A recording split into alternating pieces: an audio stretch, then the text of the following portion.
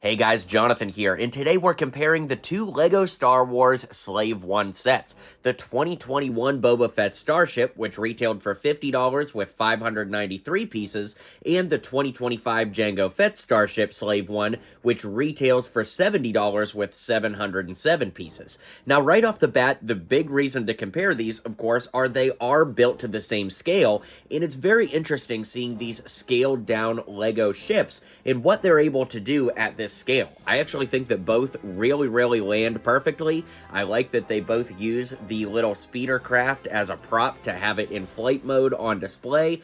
I just think that there's a lot of great stuff between both sets, and I think it's neat that the 2025 is a natural progression of the original while still changing some things and letting both models be completely unique. Now, of course, the Mandalorian Slave One came with the Mandalorian and Boba Fett, and again, that was $50 for that set, versus the new one being $70 with 3 minifigs, 2 of which are extremely similar to the one in the UCS Slave One, which is very expensive. So you get the exact same Boba Fett as the UCS and the exact same Jango, except without arm printing, and a brand new and exclusive Lama Su minifigure. So we're going to take a look at all of it, but let's start breaking down those minifigs first, and then we'll move into the ships themselves. So when it comes to comparing the minifigs, I wasn't sure if I should compare Boba to Boba or Boba and Jango, so I figured, you know what, let's compare the owners of the ships and their co-pilots. So in this case, we've got the original Boba Fett from 2021 and Jango from 2025.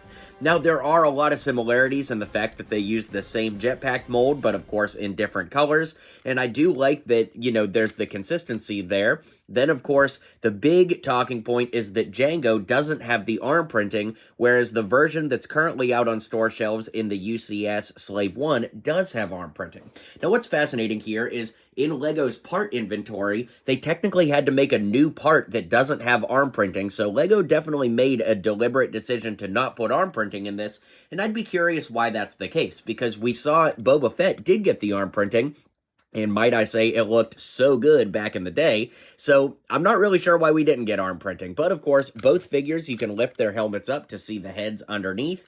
Really awesome. The Jango one actually comes with an alternate expression on the back because we get a hairpiece for him as well. So overall, I think that both minifigs bring a lot to the table, but there's just something about the fact that there are so few sets with Jango Fett ever that I think that makes his minifig a little better by comparison. The print quality on the helmet is better, the detailing is better. I just think everything about Jango makes him a slightly better minifig in my opinion, but of course that arm printing on there would have been very nice. We also get the new rangefinder, which is debuting in 2025 for Jango, whereas Boba has the one that's been around since Clone Wars in the 2008 line, so both are really nice. Both are really different, and I'm curious which one you like better, but I think, objectively speaking, Jango is the better minifig overall. So here we have the co-pilots, the Mandalorian and young Boba Fett. Now, I just have to say, isn't the Mandalorian minifig absolutely amazing? I know we've gotten him in a lot of sets, so, you know, a little desensitized to the fact that we've seen him so much, but I haven't looked at this minifig up close in quite some time, and I just gotta say, what a phenomenal minifig, with the arm printing on both arms, leg printing, hip printing, just such a cool minifig. Now, of course, Boba isn't a bad minifig either. The hair choice is so weird. I guess it's supposed to look like his hair being, like, wet from the rain in episode 2, but it is nice that we get a reversible head for him, and it's also nice that this is the same Boba Fett that comes in the UCS Slave One, so if you're not able to get that one, it is cool to get one of those exclusive minifigs and something cheaper. I feel like we shouldn't overlook that because that is a really good piece, but overall, definitely two cool co-pilot minifigs.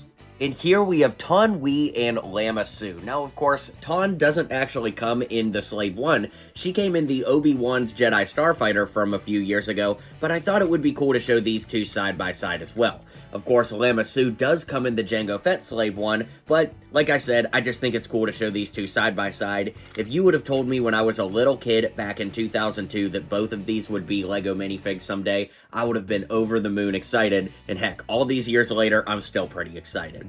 I really don't know how these could have been more perfect. I mean, I guess maybe printing on the back of the skirt, but it doesn't really bother me that much.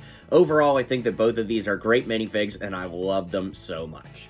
Now that brings us to the two ships, and they are a little bit awkward shaped to like show them side by side, but I'm gonna try my best here. So as you can see, they borrowed a lot of design cues from the 2021 for the 2025, and rightfully so. Like, so much of what's going on up here is similar, but technically the ships had gone under a lot of changes between their years, like in Star Wars lore, so they shouldn't be identical builds, and I'm actually very happy that they're not. I like that both ships have their own unique respective identity, but you can tell that the design cues are very, very similar. Like, as we look here, look at the bricks that are used right there. A lot of the bricks on the nose, while they're not the exact same bricks, it's the same construction style, so that's cool. One big change is that the stud shooter on the Slave One from The Mandalorian is up here, whereas we have double stud shooters on the bottom down here. They are not posable, they're in a fixed position, whereas these guns, while not, you know, actually functional like stud shooters, are technically able to be independently posed. Now, both ships actually come on this little, like, I guess you would call it a speeder or something, like a docking bay or something, but I do think that the Jango Fett Slave One is a lot more sturdy on there. Like, when I move this, it doesn't wobble the ship at all, whereas with this one, it's very wobbly by comparison. I'm not really sure, you know, why they went with this completely different design. Like, you could almost see where the 2021 could have gone on this to make it the same, like with very little modifications, but it doesn't really matter. You know, something I didn't try is I wonder if you can switch them and have it work. We're going to find out in real time. Oh, look at that. Okay, well, that one works. I don't think this one is going to work quite the same, though. We'll see, though. What do you know? That's so cool. You actually can change and swap them between each other, so that's interesting. We just discovered something new on camera. Okay, the Boba Fett one, I think, doesn't work quite as well as the Jango, but hey, that's pretty cool. All right, let's go ahead and take them off of those speeders now. Just do a quick glance around of those speeders. The Jango is on the right, Boba is on the left. Very similar designs. The Jango one is just a little bit more sturdy, and I dig that a lot. Now, onto the ships themselves. As you can see, they both use gravity when they take off for the wings to fall. I have noticed that they are a little finicky, though. You have to, like, move them a little bit. The Jango one just has a little better center of gravity. But yeah, that's cool. Now, down in the hull area, they actually have completely different things going on.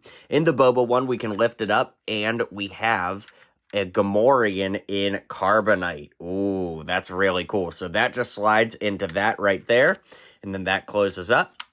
Then when we move it around back, there are no significant play features on the back, just, you know, the brick-built turbines, but we can lift this out for a little handle so that you could swoosh it around like that.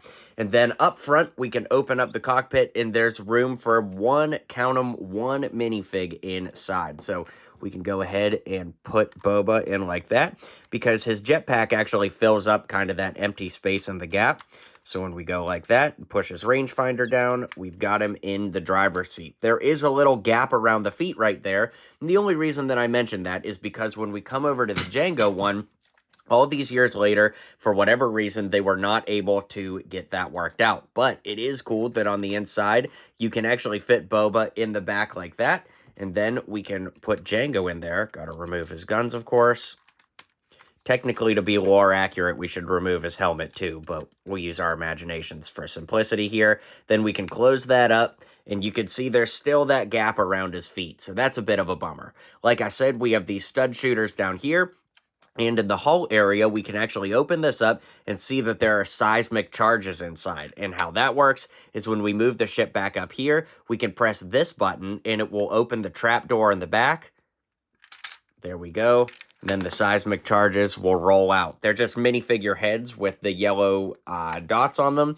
And technically, you're supposed to load them in from the front, but I've found that loading them from the back, as I just showed you, works better, especially when it accidentally opens the hatch and pushes them out.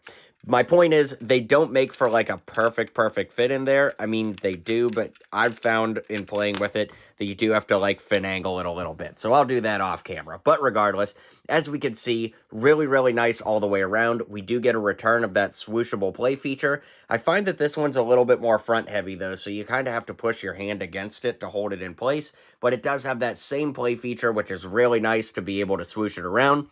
And overall, I love everything about this set. You know, we haven't had a minifigure scale Jango Fett Slave 1 since 2002, so over 2 decades later, getting another one and having it be worth the money and the value is all there. I just absolutely love it. A lot of the shaping is great, and again, to look at it side by side with the Boba Fett one, you can see that a lot of the design cues are similar, but different enough that both ships have their own identity, and that's something I absolutely love. So let's go ahead and round out this video and call it a day.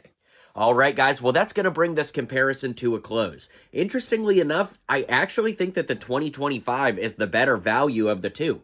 When we adjust for inflation and realize that this one is about $60 in today's money, and this one is $70, plus you have basically an extra 100 pieces and a new and exclusive minifig with it, plus the minifigs being the ones basically from the UCS Slave 1. I think your dollar goes a lot further with the new one, but the benefit is this original one, at least as of the recording of this video, hasn't gone up in value a ton, so you can still find it out there for around 50 bucks. So definitely really cool ships. I love seeing them side by side, and I'm super happy with the comparison, the way that this landed. So let me know what you thought of the video. Be sure to hit like and subscribe. Let me know which of these ships you like better, and I'll see you guys on the next video.